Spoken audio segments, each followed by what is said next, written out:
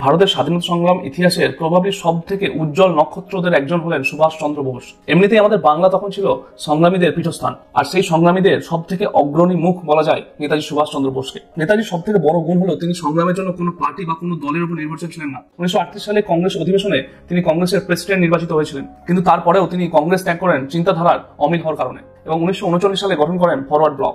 এই forward block সংস্থায় তিনি সশস্ত্র আন্দোলনকে মুখ্য ভূমিকা করেন। এরপর তিনি 1943 সালে সিঙ্গাপুরে রাসবিহারী বোসকে নিয়ে তৈরি করেন ইন্ডিয়ান ন্যাশনাল আর্মি, যা পপুলারলি আজাদ হিন্দ বাহিনী নামে পরিচিত। নেতাজি সুভাষ চন্দ্র বোস প্রায় 45,000 সৈন্য নিয়ে ব্রিটিশদের বিরুদ্ধে লড়াই করার জন্য প্রস্তুত হন। একটা কথা মাথায় রাখবেন, সেই সময় কিন্তু তার লড়াইয়ে আরএসএস বলুন, হিন্দু মহাসভা বলুন, কংগ্রেস বলুন, মুসলিম লীগ বলুন, কোনো পার্টিই কিন্তু তার সঙ্গ দেয়নি। কিন্তু তারপরেও একাই লড়াই করার জন্য প্রস্তুত ছিলেন নেতাজি সুভাষ চন্দ্র বোস। তার বিখ্যাত কিছু উক্তি ছিল যা আমাদের বাঙালির মনে আজও বাজে। তোমরা আমায় রক্ত দাও, আমি তোমাদের স্বাধীনতা দেবো। এটা তো বহুল প্রচলিত।